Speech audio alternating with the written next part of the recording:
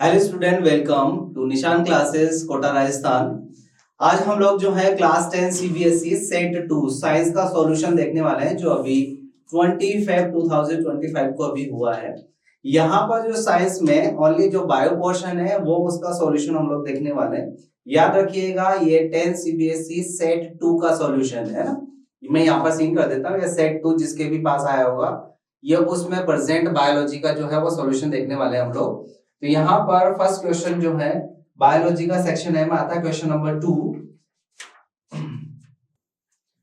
Question number 2 है when a pure tall P plant is crossed with a pure dwarf plant, the percentage of tall plant P plant in F1 and F2 generation P plant will be respectively.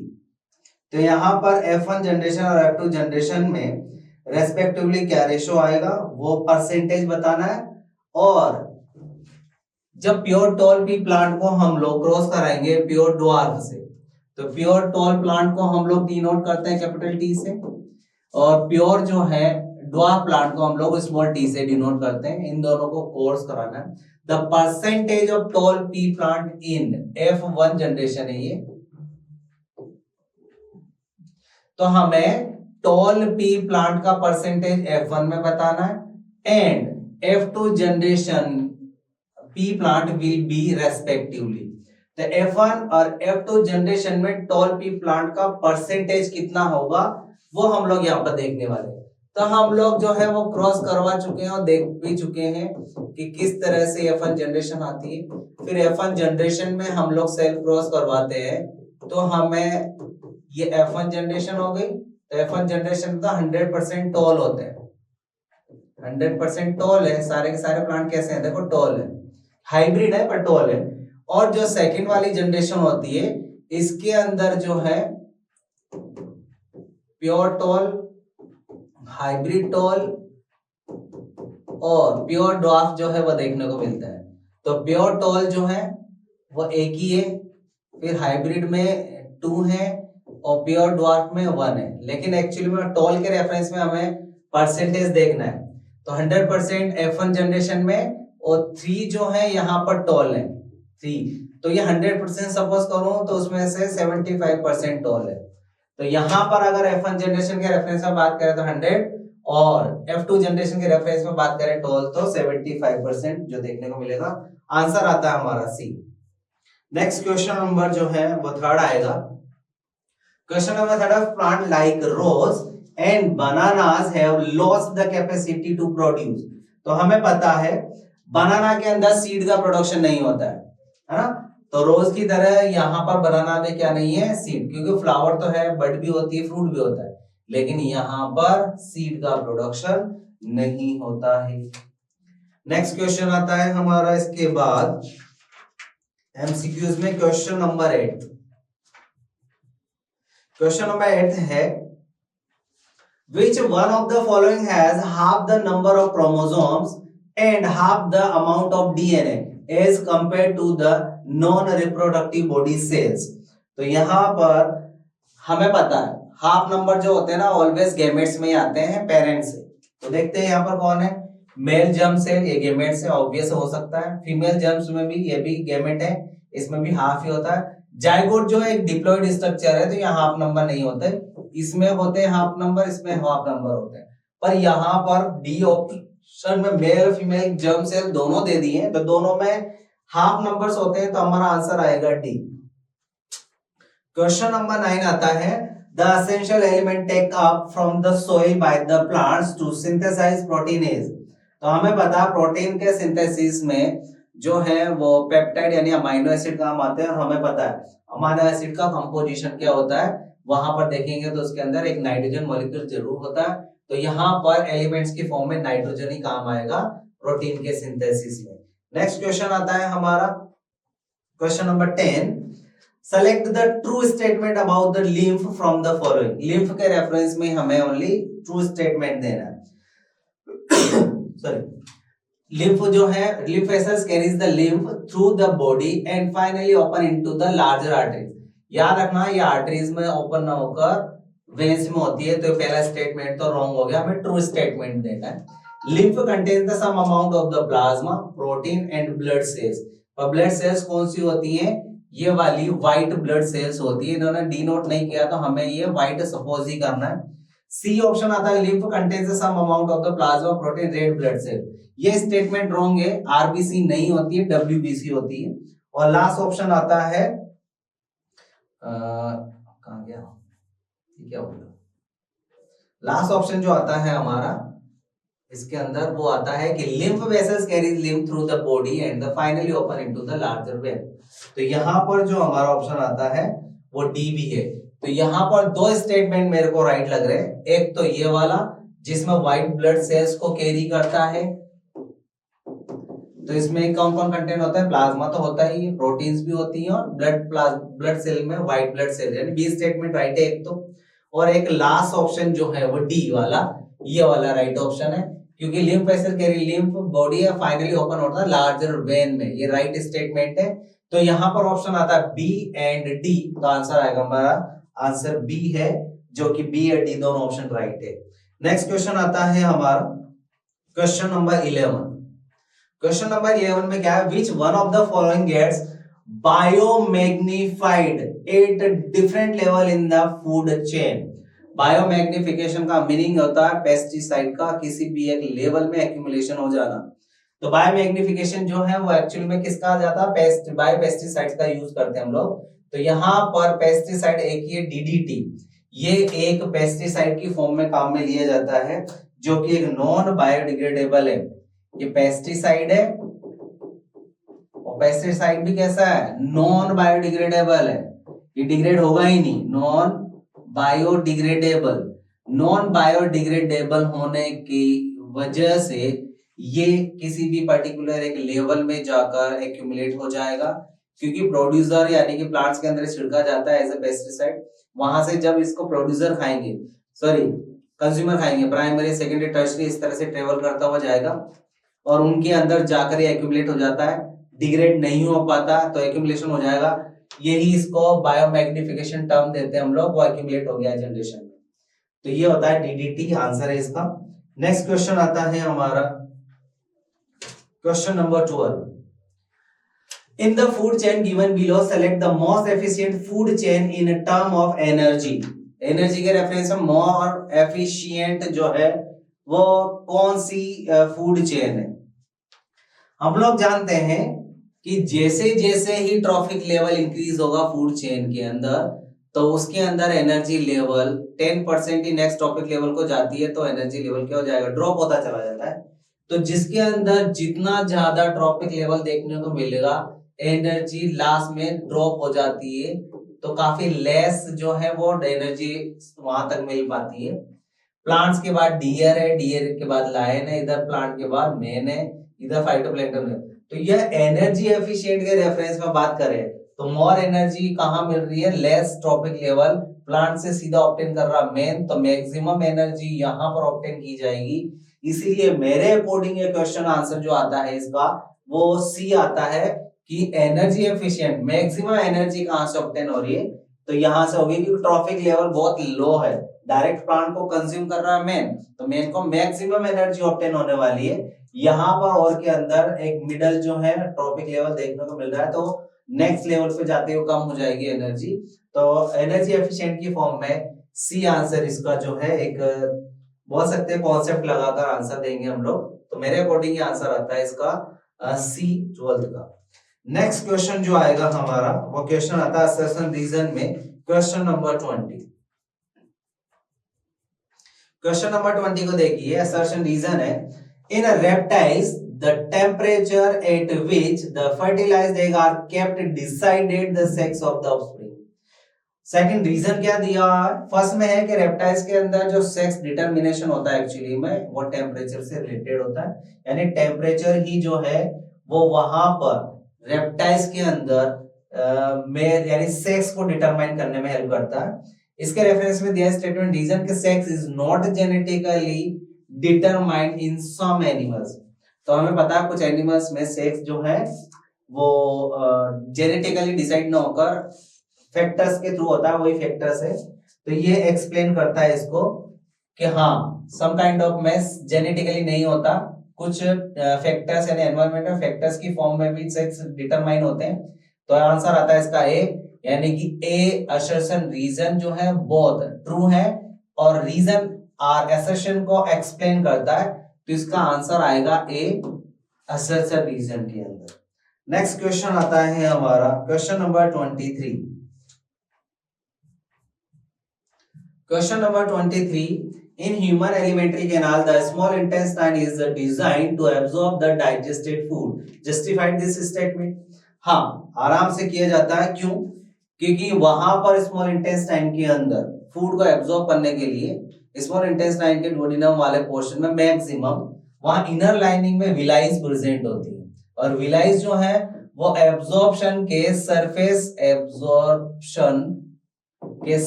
Area को increase कर देता है, surface area को increase कर देता है। Surface area increase होने की वजह से फूड स्टक हो जाता है और मैक्सिमम एब्जॉर्ब होता है। तो ये राइट स्टेटमेंट है। उसकी डिजाइन इनर लाइनिंग बहुत ही स्पेसिफिक काइंड ऑफ है विलाई की प्रेजेंस की वजह से, जिससे फूड विलाई जो फिंगर लाइक प्रोजेक्शन होता है स्टक हो जाता है, वहां से बहुत इजी वे में एब्जॉर्ब कर लिया जाता है। Question number 24.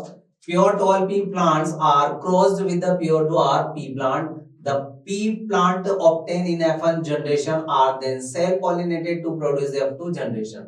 मतलब हमें प्योर टॉल को प्योर ड्वार्फ से जो है क्रॉस करवाना है और F1 जनरेशन को सेल्फ क्रॉस कराकर F2 जनरेशन ऑब्टेन करना है, और उसी के रेफरेंस में हमें आंसर देने। पहला क्वेश्चन है what do the plant of the F1 generation look like, justify your answer. F1 generation किसकी तरह दिखाई देगी, है? तो F1 जनरेशन में आपको पता है, अभी क्रॉस करके देखा था, कैपिटल टी स्मॉल टी ये देखने को मिलता है, और ये एकदम सिमिलर होते हैं प्योर टॉल प्लांट के रेफरेंस में, यानी अपने पेरेंट्स के सिमिलर जो है वो दिखाई देंगे। तो सारे प्लांट्स होने वाले हैं टॉल, ओनली डोमिनेंट प्लांट के रेफरेंस में ही देखने को मिलेंगे, यानी जैसा डोमिनेंट प्लांट टॉल दिख रहा था F1 जनरेशन में भी सारे प्लांट हमें फिनोटाइपिकली कैसे दिखाई देने वाले, टॉल ही दिखाई देने वाले। तो ये सारे जो होंगे वो टॉल होंगे, हाइब्रिड है पर टॉल ही होंगे। नेक्स्ट क्वेश्चन है second, what is the ratio of pure tall plant to pure dwarf plant in F2 generation. F2 generation में हमें ये प्लांट ऑब्टेन होते हैं, कैपिटल टी ये 4 प्लांट्स ऑब्टेन होते हैं चेकर बोर्ड के थ्रू। हम लोग जब भी करते हैं कैपिटल टी स्मॉल टी के साथ सेल क्रॉस कराकर, तो ये ऑब्टेन होते हैं। तो देखो इसने प्योर टॉल और प्योर ड्वार्फ का रेशो पूछा है या परसेंटेज पूछा है। क्या पूछा? व्हाट इज द रेशो पूछा, प्योर टॉल और प्योर प्लांट। एक ही प्योर टॉल है, देखो ये हाइब्रिड है दोनों, तो 1:1 आएगा आंसर इसका। इसका आंसर है 1:1 और इसका आंसर है टॉल प्लांट। ये था 24 क्वेश्चंस। 24 के बाद नेक्स्ट क्वेश्चन आता हमारा 27 सेक्शन सी का। 27 What are decomposers? Give 2 examples, state how they maintain a balance in an ecosystem. Decomposers क्या होते हैं, इनके 2 एग्जांपल्स देने हैं, और ये किस तरह से इकोसिस्टम में एक बैलेंस जो है वो मेंटेन करके रखते हैं, इसका आंसर देना है। क्लियर? तो सबसे पहले तो डिकम्पोजर्स ऐसे ऑर्गेनिजम्स होते हैं जो कि ब्रेक डाउन करते हैं डेड प्लांट्स और एनिमल्स को एंड रिसाइकल्स कर देते हैं न्यूट्रिएंट्स को, जो कि वापस एनवायरनमेंट में चले जाए। डिकम्पोजर्स जो हैं वो डेड और डिकेड प्लांट्स और एनिमल्स टिश्यूज को फीड करते हैं, उनमें प्रेजेंट जो एलिमेंट्स होते हैं उनको रिलीज करते हैं और वो वापस रिसाइकल करके सारे न्यूट्रिएंट्स को एनवायरनमेंट में वापस जो है वो भेज देते हैं। ये होते हैं डिकम्पोजर्स। इसमें 2 डिकम्पोजर का एग्जांपल्स पूछा है, तो 2 में एक तो बैक्टीरिया आता है और दूसरा फंजाई को ले सकते हैं हम लोग। ये डिकम्पोजर्स होते हैं मेनली, एग्जांपल्स हो गए। ये किस तरह से मेंटेन करते हैं, ये जो हमारे एनवायरनमेंट में प्रेजेंट जो डेड बॉडीज पड़ी हुई हैं, डेड जो प्लांट एनिमल्स के टिश्यूज हैं, ये उनको डिकम्पोज करके जो है वो सॉइल में कन्वर्ट कर देते हैं, बाकी न्यूट्रिएंट्स को जो है वो सॉइल और एनवायरनमेंट में रिटर्न कर देते हैं। तो इस तरह से एक तरह से डिस्पोजेबल का काम करते हैं, ये कचरा साफ करने का काम है, तो क्लीनिंग ऑफ एनवायरनमेंट में ये बहुत ज्यादा हेल्प करने वाले हैं। तो इस तरह से इकोसिस्टम में ये मेंटेन करके रखते हैं इकोसिस्टम। क्लियर? नेक्स्ट क्वेश्चन आता है 27 के बाद question number 29। Question number 29, study the diagram and name the parts marked as A, B, C and D. Write the function of A and C. यहाँ पे ABCD को डिनोट करना है। पहला तो A जो है वो यहां से जा रही है, तो ये पल्मोनरी आर्टरी होती है। ये वाली पल्मोनरी आर्टरी है जो डीऑक्सीजनेटेड ब्लड कैरी करती है।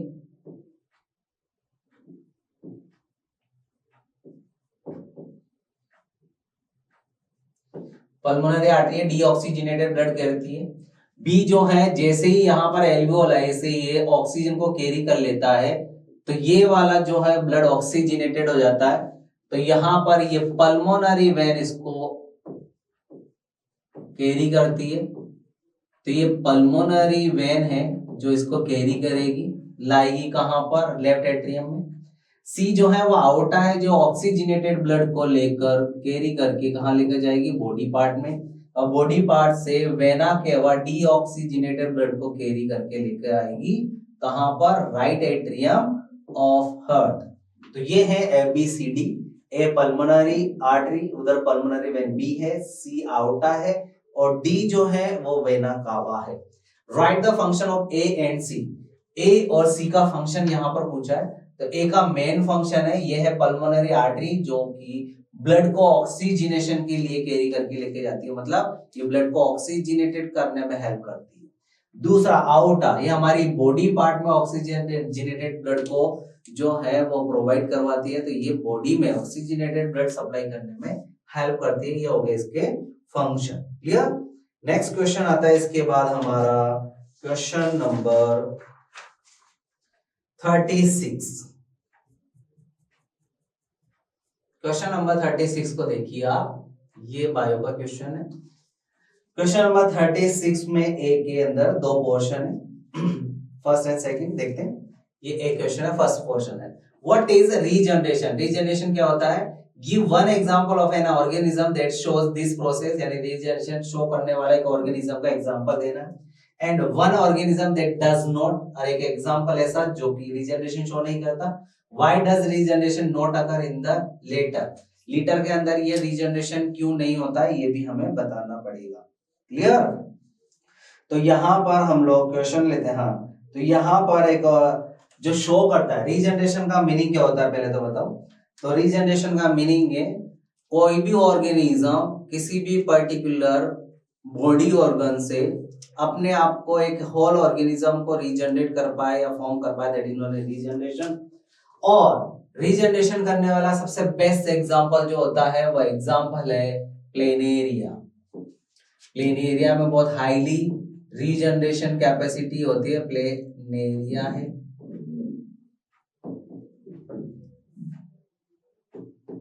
प्लेनेरिया एग्जांपल है, इस तरह से दिखाई देगा कुछ। ये प्लेनेरिया होता है, ये आई डॉट होती है। कितने सेगमेंट में डिवाइड कर दो उसको, ईच सेगमेंट एक कंप्लीट ऑर्गेनिज्म में सिस्टमेटिकली एक न्यू ऑर्गेनिज्म में कन्वर्ट हो जाता है। इसी को रीजनरेशन कैपेसिटी बोलते हैं। ये है मेन रीजनरेटेड ऑर्गेनिज्म का एग्जांपल। एक ऐसा एग्जांपल भी देना है जो कि रीजनरेशन शो नहीं करता है। तो रीजनरेशन शो नहीं करता उस ऑर्गेनिज्म को हम लोग साफ बोल सकते हैं ह्यूमन। ह्यूमन के अंदर कोई रीजनरेशन देखने को नहीं मिलता है। Why does the regeneration not occur in the later? और बाद में रीजनरेशन शो भी नहीं होता है, कभी भी नहीं होगा, बिकॉज ऑफ इसके किसी भी टिश्यूज या सेल के अंदर रीजनरेशन या सेल डिवीजन की कैपेसिटी यानी डी डिफरेंशिएशन की कैपेसिटी नहीं होती है, इसलिए ये रीजनरेशन शो नहीं करते हैं। ये था 36 का फर्स्ट का ए का फर्स्ट। सेकंड आता है क्वेश्चन नंबर सेकंड है इसका, water in a pond appear dark green and contain a filamentous structure। हम जब भी देखेंगे ना, काफी टाइम से अगर पानी फ्लो कर रहा है करंट, तो देखना वो पानी ऐसे बाहर से दिखने पर ग्रीन दिखता है, पर एक्चुअली में पानी का कलर नहीं होता है। पानी के अंदर जो है एल्गी जो है वो ग्रो कर जाती है और रिबन काइंड ऑफ स्ट्रक्चर में करती है, उसको स्पाइरोगाइटा बोलते हैं। तो यहाँ पर एक पॉन्ड के अंदर डार्क ग्रीन कलर की स्ट्रक्चर सीन होती है, फिलामेंटस काइंड ऑफ, जिसकी वजह से ये ग्रीन दिखता है, इसको बोलते हैं हम लोग स्पाइरोगाइरा। ठीक, तो स्पाइरोगाइरा की वजह से ग्रीन दिखता है क्योंकि वो एल्गी और एल्गी ग्रीन कलर के होते हैं। Name this structure and the method by which they reproduce. हमें पता है स्पाइरोगाइरा जो है उसके अंदर फ्रेगमेंटेशन के थ्रू ये इस तरह से इसका जेनेटिक मटेरियल होता है, ये है spirogyra.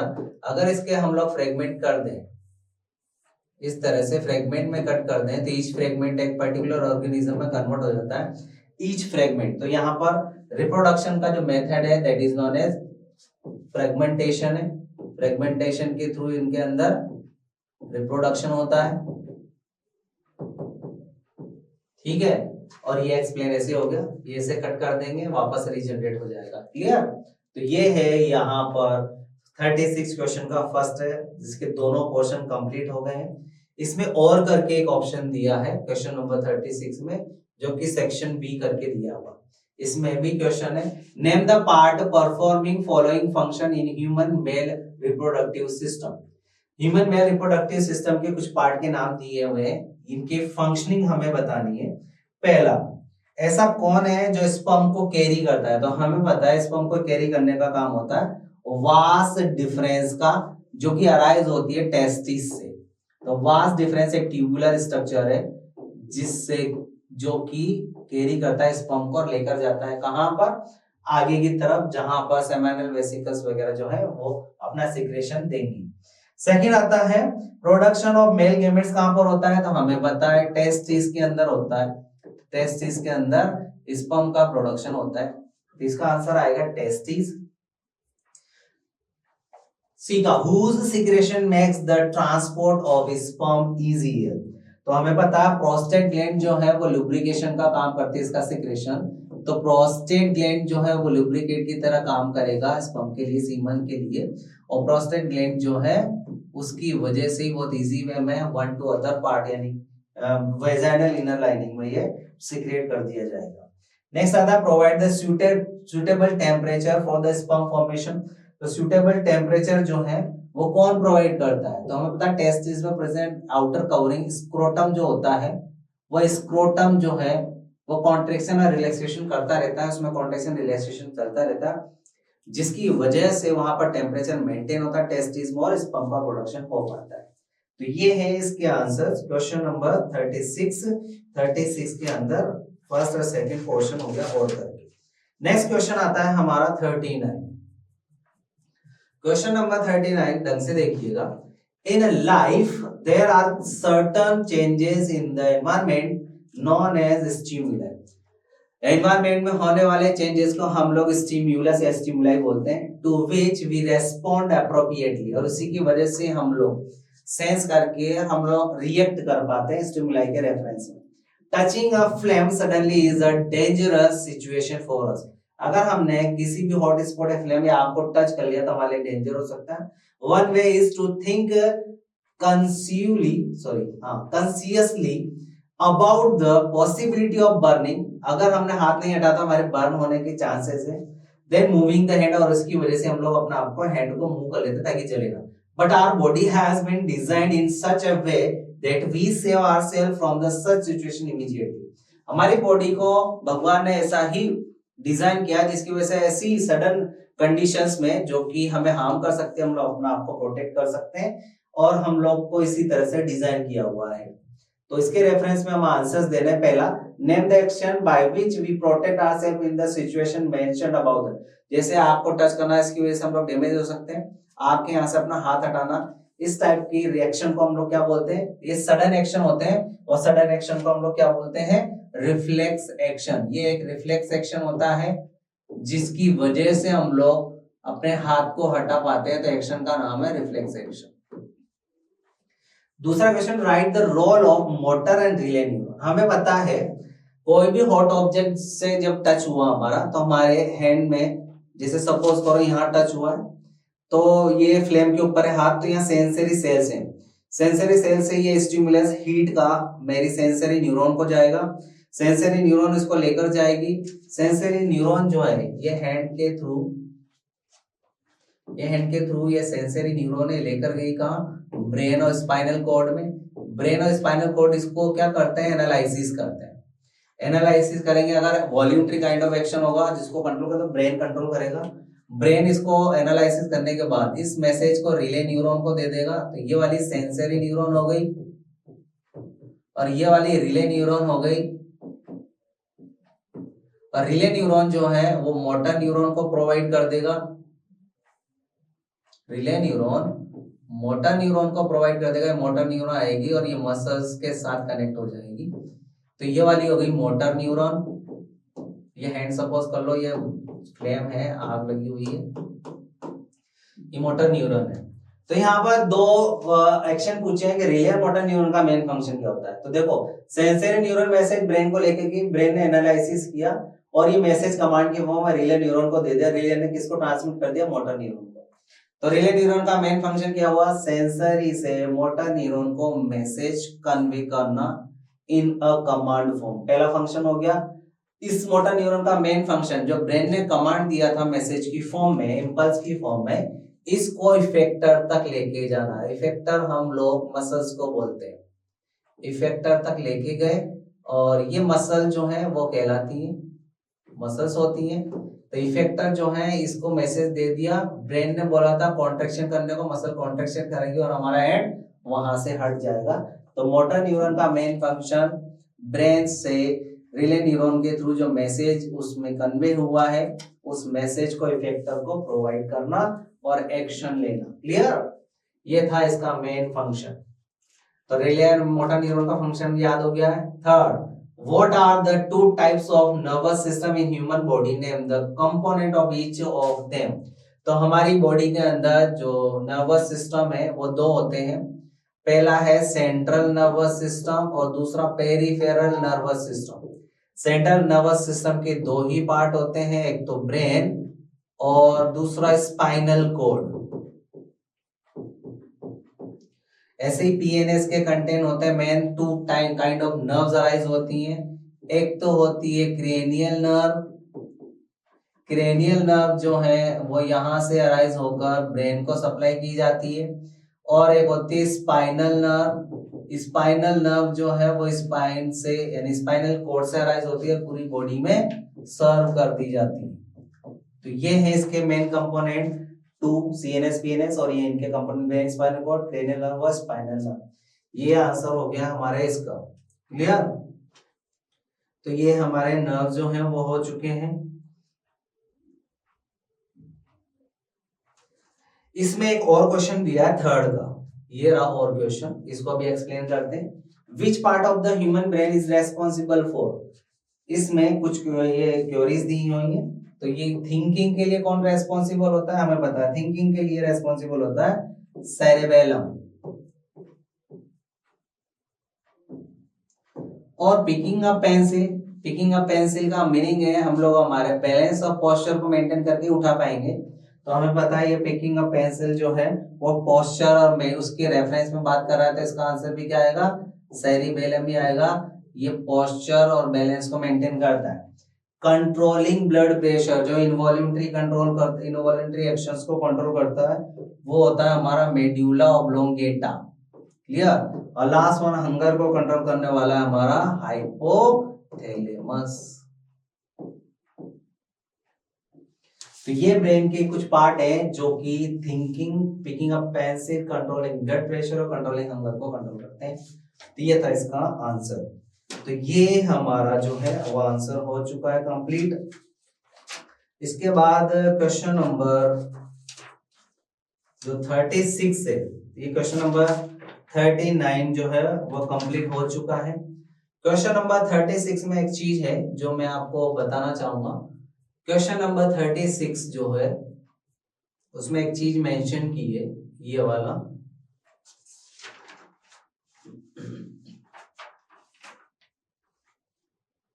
Question number 36,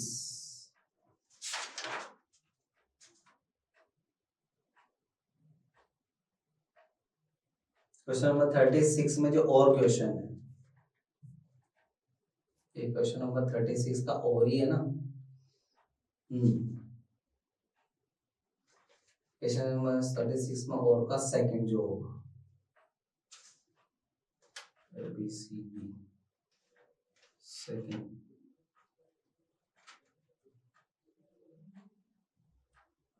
question number 36 जो है वो यहाँ से स्टार्ट है, ये तो हो गया, मैंने बता दिया था एग्जांपल्स ह्यूमन और वो व्हाट इज द रीजनरेशन करके।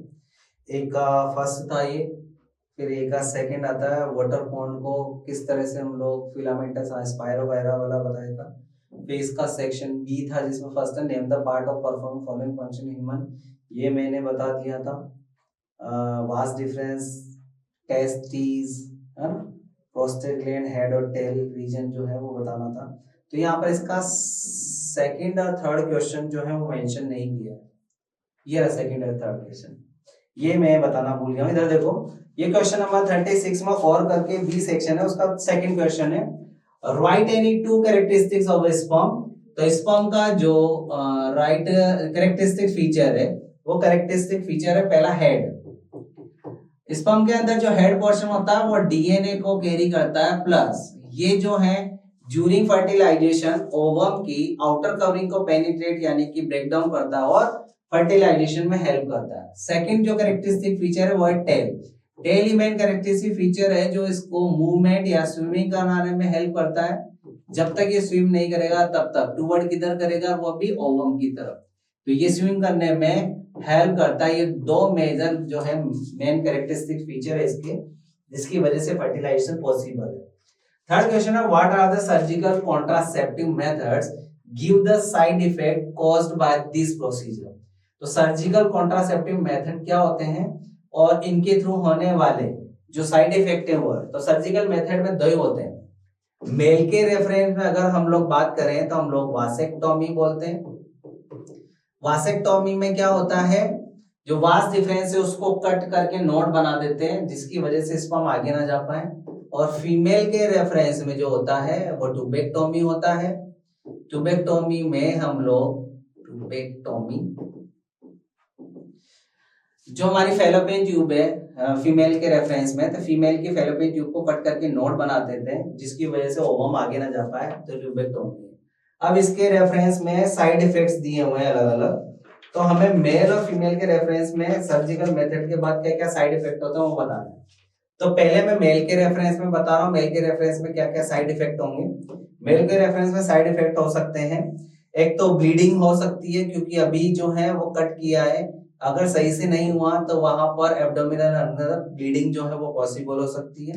दूसरा, जो वहां पर वाउंड हुआ है यानी कि थोड़ा सा एब्डोमेन को कट करके ही थोड़ा सा वासेक्टोमी वाले डिफरेंस तक पहुंच सकते हैं, तो वहां पर जो वाउंड एरिया है उसके अंदर इंफेक्शन हो सकता है, तो वाउंड इंफेक्शन होने के चांसेस होते हैं।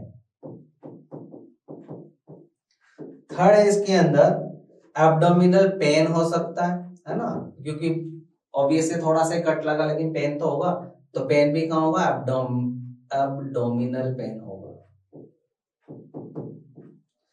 एब्डोमेन में पेन हो सकता है। ब्लड क्लॉट हो सकता है, बाई चांस ब्लड क्लॉटिंग की जो है प्रॉब्लम आ सकती है जिसकी वजह से कुछ ऑर्गन्स जो है वो डैमेज हो सकते हैं, तो ये प्रॉब्लम भी आ सकती है।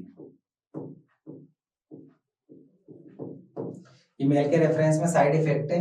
फीमेल के रेफरेंस में बात करें हम लोग सेम बोल सकते हैं, तो ब्लीडिंग हो सकती है, दूसरा स्वेलिंग वगैरह आ सकती है, पेट के अंदर स्वेलिंग और इन्फ्लामेशन हो सकता है, थोड़ा बहुत चांसेस ब्लीडिंग का, और पेन तो होगा ही होगा, एब्डोमिनल पेन। तो ये कुछ साइड इफेक्ट्स हैं और ऑब्वियसली इन्फेक्शन के चांसेस भी हो सकते हैं। तो मेल फीमेल में सर्जिकल मेथड के टाइम के कुछ साइड इफेक्ट्स हो सकते हैं, इसका थोड़ा सा ध्यान रखना पड़ता है। ये क्वेश्चन नंबर 36 में जो और करके क्वेश्चन था ना, तो और करके क्वेश्चन के अंदर जो सेकंड और थर्ड पोर्शन है ये याद रखिएगा, है ना। ये सेकंड और थर्ड क्वेश्चन मैंने लास्ट में जो है वो थोड़ा सा भूल गया तो बता दिया है। ये हमारा 10th CBSE सेट 2 में बायोलॉजी का सॉल्यूशन कंप्लीट हो चुका है, क्लियर। तो नेक्स्ट जो है हम लोग सेट 3 जो है उसका सॉल्यूशन देखेंगे। तब तक निशांत के साथ बने रहिए, स्वस्थ रहिए, मस्त रहिए, और आगे हम लोग आपके इन फ्यूचर के लिए जो है वो ऑल द बेस्ट बोलते हैं। करियर में आगे जो है वो सक्सेस मिलती रहे, यही हमारी जो है एक एक्सपेक्टेशन रहेगी। तब तक मिलते हैं हम लोग नेक्स्ट जो है लेक्चर के अंदर, जिसमें हम लोग सेट 3 का सॉल्यूशन देखेंगे, बायोलॉजी CBSE क्लास 10। क्लियर?